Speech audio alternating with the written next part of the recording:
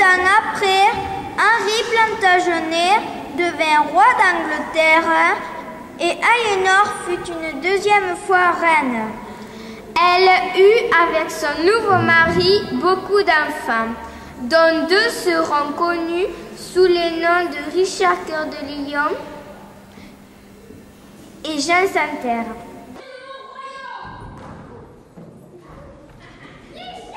Aliénor voulait que son fils aîné, Henri le Jeune, soit roi de France et d'Angleterre. Aussi, elle le fiança avec la fille de son premier mari. Malheureusement, les espoirs d'Aliénor s'envolèrent le jour où Louis VII eut un fils, Philippe Auguste. J'ai un garçon, j'ai un héritier. On le sait, c'est pas à faire un fromage.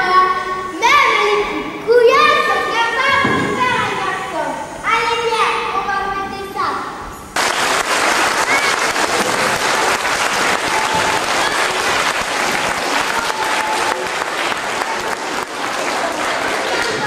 Elle décida d'offrir ses terres d'Aquitaine à Richard, alors que son fils aîné, Henri, héritait de la couronne d'Angleterre.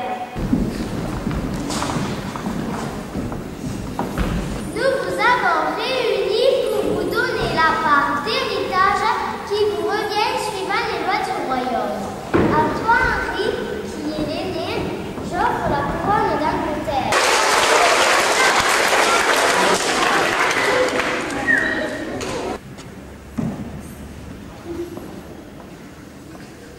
À toi, Richard, j'offre mes terres et châteaux d'Aquitaine. Merci beaucoup. Et à toi, Jean, le plus jeune de mes fils, je donne ma jument dans laquelle je tiens beaucoup. Quoi? J'en ai rien à faire de ta vieille bourrique, qui ne serait même pas capable de me porter. Ce que je veux, c'est des terres, sinon je mets la révolution dans tout le pays.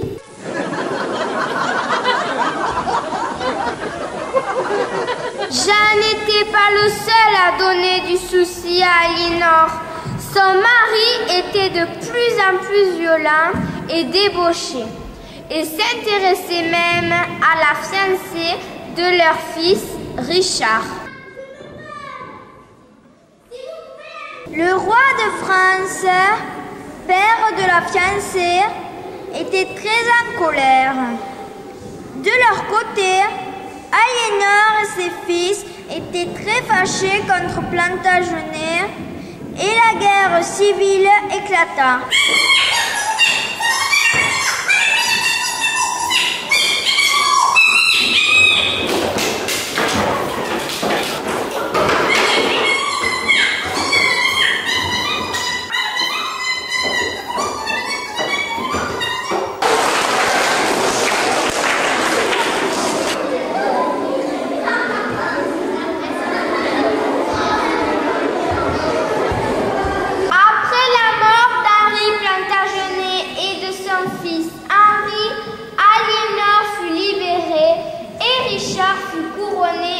d'Angleterre. Et les encouragea à faire un enfant.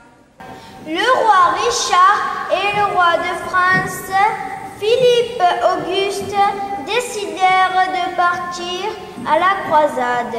Et pleura la mort de Raymond. Pour sauver le... Stationnés en Sicile, ils virent arriver au grand galop Aliénor qui avait alors près de 70 ans. Elle amenait avec elle une nouvelle fiancée pour Richard. Richard, c'est nous! Quelle est cette donzelle avec des yeux et des si gros lolo? Ouvrez les Bonjour Richard, je te présente celle que j'ai choisie pour toi. Sire, je vous souhaite le bonjour. Relevez-vous, demoiselle, vous êtes très belle. Je suis flattée de vous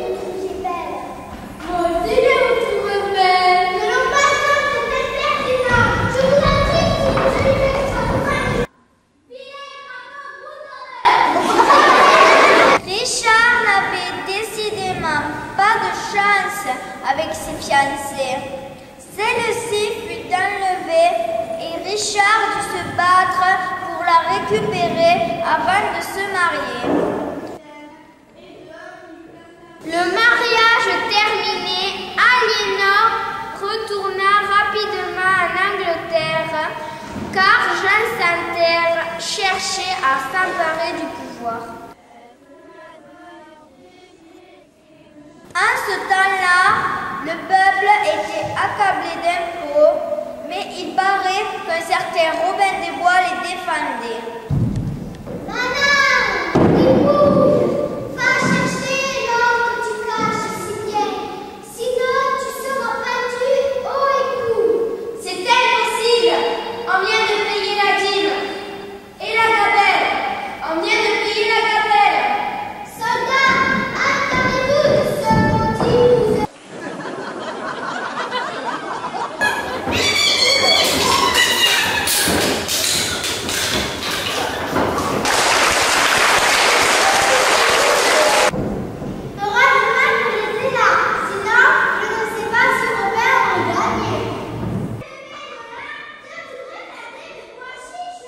Loin de là, Richard Cœur de Lion ne pouvait reprendre Jérusalem et se disputer avec Philippe Auguste.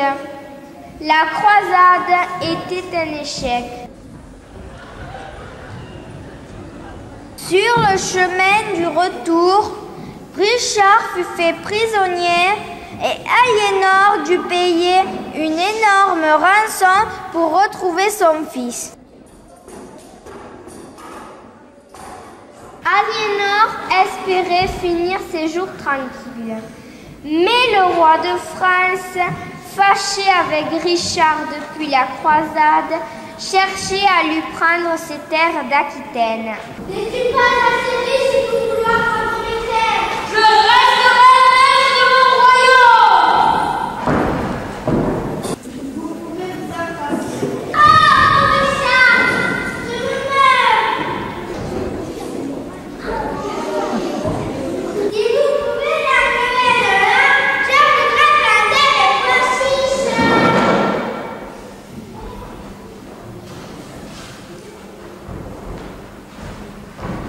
Richard Cœur de Lion, mort sans héritier, le royaume d'Angleterre se retrouva alors entre les mains du cruel Jean sans Terre, au grand désespoir d'Aliénor. À 80 ans, Aliénor voulut finir sa vie en beauté. Elle traversa la France pour aller chercher en Espagne sa petite fille, Blanche de Castille, qui épousera le roi de France et aura comme fils Saint-Louis. Heureuse mais fatiguée, Aliénor mourut le 1er avril 1204 à l'âge de 82 ans.